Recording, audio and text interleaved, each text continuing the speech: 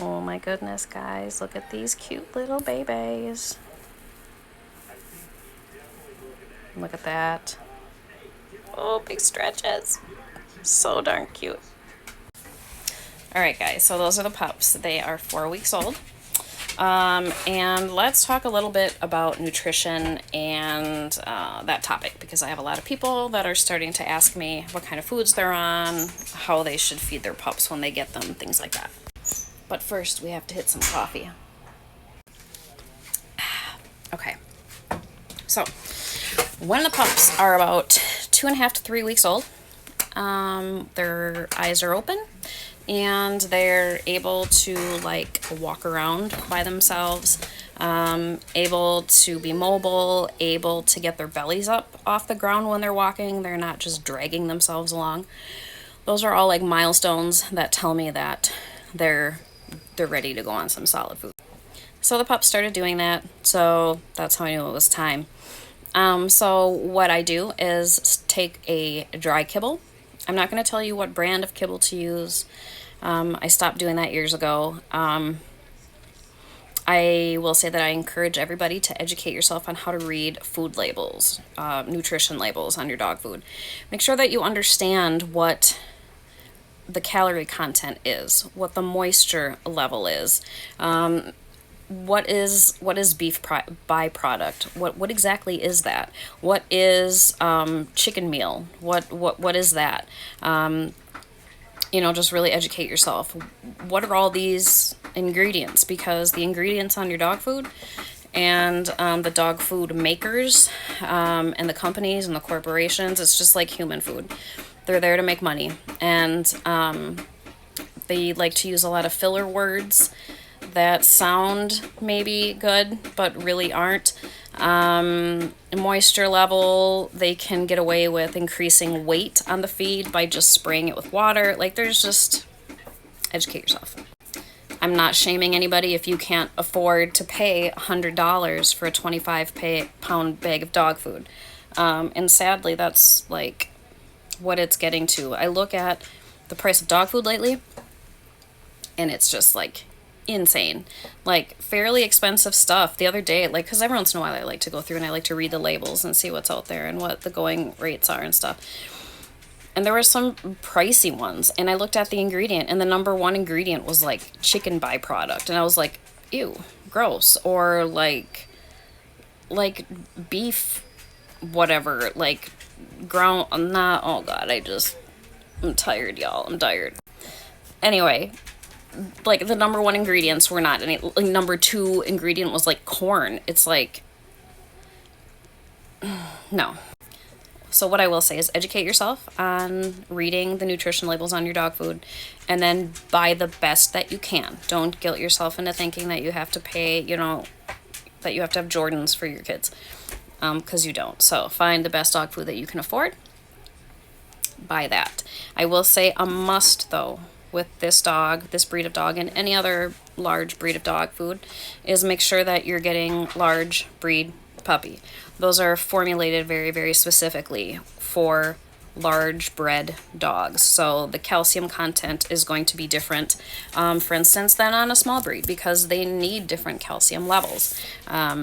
Because of their bones and being prone to having bone and joint issues. So that's one thing that I will say, to not skimp on. Make sure it's large breed puppy. So that's where I start when they just start on solid foods. I take large breed puppy kibble, and then I soak mine in goat milk. And when they first start, you want it to be smushy, super, super duper soft. And that's where we start at like 2.5, 3 weeks, so that by the time they're 8 weeks, they're on regular old crunchy hard kibble. So each week I decrease the length of time that it has to soak. In the beginning, I let that stuff soak for like 12 hours. And then I give them their breakfast after 12 hours, and then I prep it for their nighttime feeding, so it has a chance to set that long. That's just kind of the way that I do it. After they've been on solids for a week, then I start putting various types of toppers on their food. So they can be scrambled eggs, cottage cheese, pumpkin, squash, cooked carrots, any kind of cooked vegetables. What you're doing is you're just introducing different things to them. So they're constantly exposed to new things, new tastes, new textures in their mouth, on their palate. It's just really good for them. Plus, it's healthy for them. These are all really, really good things. So that's how we start. As far as the amount, so when they start, I usually figure 1/2 cup per puppy when they very first start, and that's what I give them. And I give them like 15-20 minutes to clear that, like feeding fish in a fish tank, right? So and then whatever after 15-20 minutes that they don't cover or eat, then I let mom in the whelping box with them, and then she cleans up whatever is left over. If they smoke that in 15 minutes, maybe the next day I'll give a little bit more, but after 15 minutes, if they still have a significant amount left, then I just back off on the amount that I feed them, and I kind of adjust going forward. This also, as you can expect, is going to change their digestion. They're going to start pooping like big boys and girls, like big dogs. And your mama at that point, she may still keep cleaning up after them like she has been.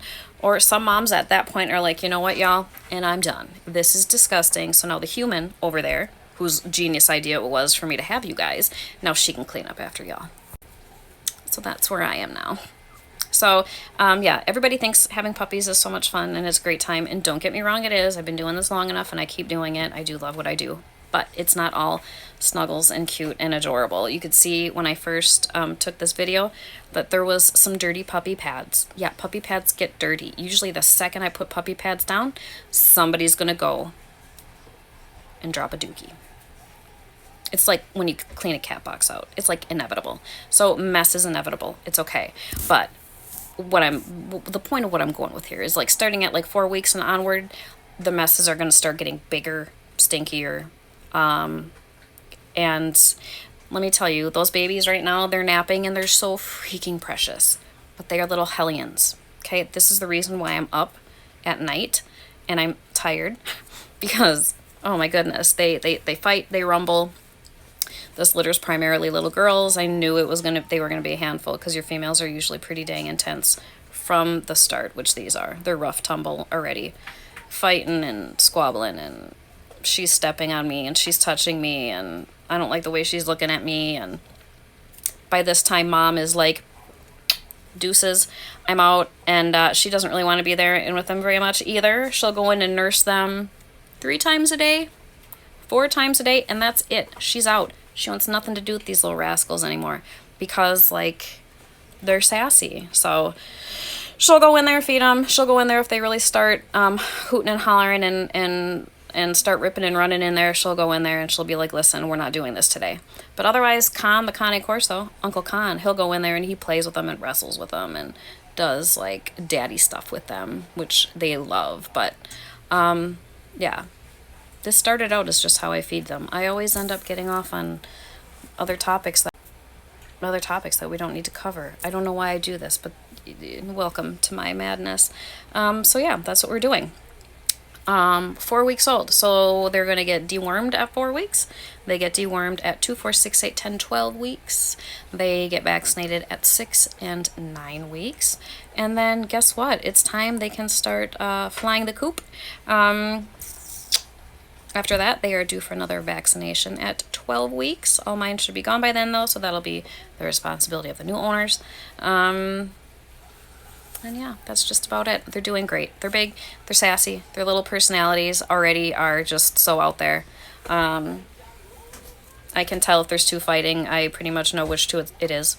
If somebody sneaks out of the whelping box and is exploring, I know which one it is. So yeah, it's a lot of work, but it's a lot of fun too. So if you have any questions, don't be afraid to reach out. Drop anything in the comments below. We can have a conversation. We can get into whatever you like to get into. And if you made it to the end of this long video, thank you very much for watching. And I'll come back at you guys again soon. Have a good day.